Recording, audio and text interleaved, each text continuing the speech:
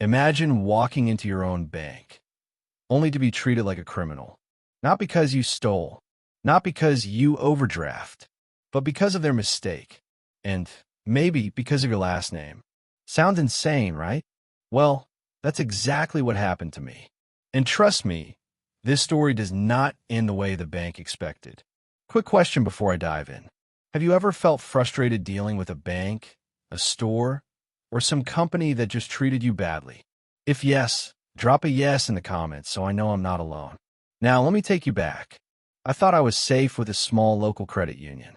You know the type, friendly ads, community-focused, promising to treat you like family. Big mistake. One random day, I went to the ATM, slid my card in, punched my PIN, and bam, denied. Transaction cannot be processed. At first, I thought maybe I typed it wrong. Tried again. Same message. I felt my stomach sink. You ever had that moment? You know there's money in your account, but suddenly the machine acts like you're broke. Embarrassing, right? So I walked inside the branch, explained the issue to the clerk. She nodded, clicked a few things on her computer, and handed me a slip with a code. This will let you withdraw cash directly from your account, she said. And sure enough, it worked. I got my money. Nothing shady, nothing illegal, just a feature they themselves offered. Problem solved, or so I thought. But a few days later, everything changed. I logged into my account online, frozen, every dollar locked. At first, I thought it was a glitch. Called support. They told me my account had been flagged. For what? I asked. Silence. Then suspicious activity. Suspicious? I used their code, their system, their machine. Suspicious how? The rep just sighed and said, "You'll have to wait." Policy. And that's when the nightmare began. Question for you. If your bank froze your money for no reason, how long would you wait before losing it? 1 week? 2 weeks? A month? Comment your answer. I'm curious. Because me? I didn't have a choice. For over a month, my funds were locked. My rent? Hanging. My bills? Piling. I couldn't touch my own money. And every time I called support, the replies got worse. Short. Rude. Snarky. Like I was bothering them. But here's where it really started to sting. The little side comments. The way they stumbled on my last name, and not in an innocent way. The pauses. The tone. The way one rep whispered to another before putting me back on hold. It hit me. Maybe this wasn't just about their system messing up. They simply didn't like me. And that was the final straw.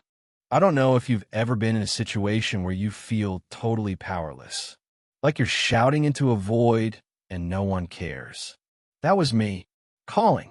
Waiting. Begging for answers. And still nothing.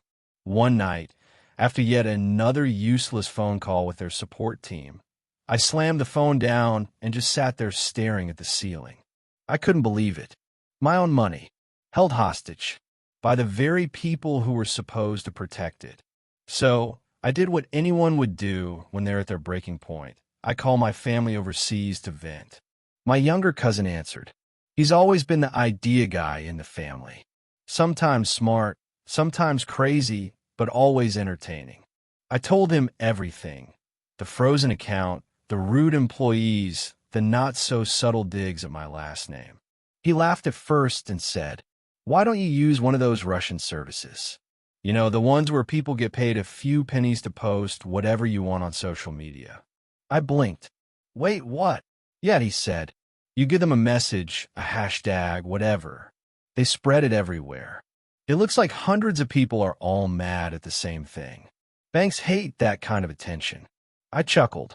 It sounded ridiculous. Bots? Fake profiles? $3 chaos? No way that could actually work, right?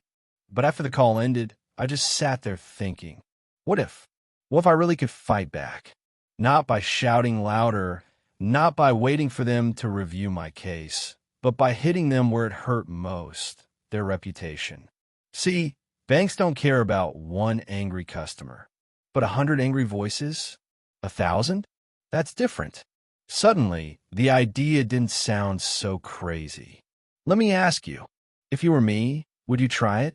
Or would you just give up and walk away? Be honest. I want to see your answers in the comments. So I decided to test it.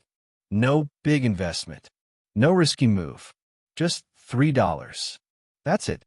The price of a cup of coffee. I typed up some clever little AI prompts.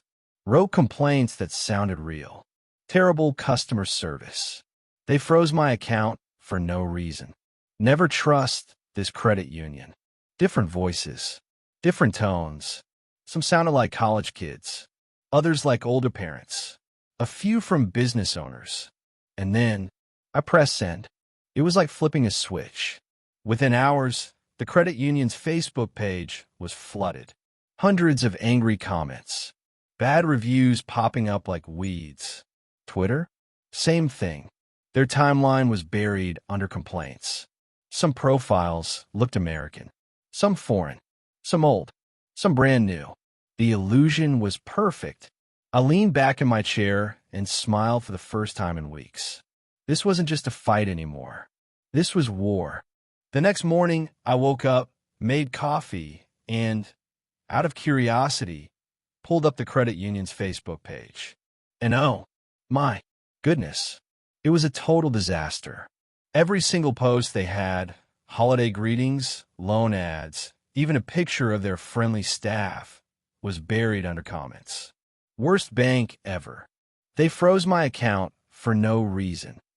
I'm pulling my money today. Comment after comment after comment. Their 5-star rating? Sliding down like a landslide. Their Twitter? No different.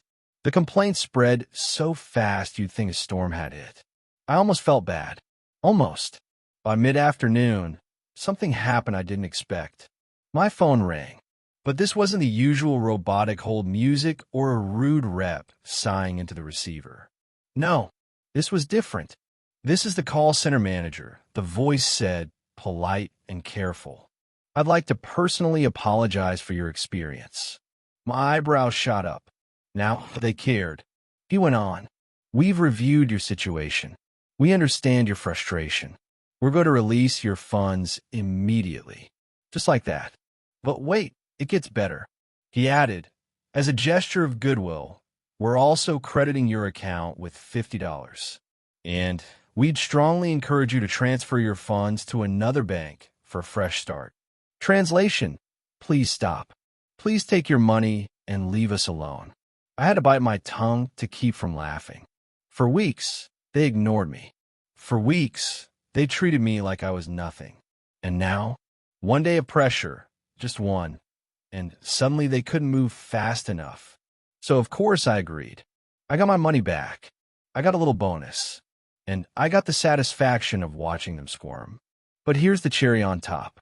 They'll never be able to trace the flood back to me. Those hundreds of fake complaints, still sitting there, still dragging down their pages, still their mess to clean up. Not mine. And every time I think about how smug they sounded on those calls before, I smile. Because in the end, I didn't just get my money back. I got the last laugh. Quick question for you. Do you think I was justified in doing this? Or did I go too far? Drop your answer in the comments. I want to see what side you're on. And don't forget, if you've ever dreamed of sweet revenge, hit that subscribe button. Because trust me, there are plenty more stories where this came from.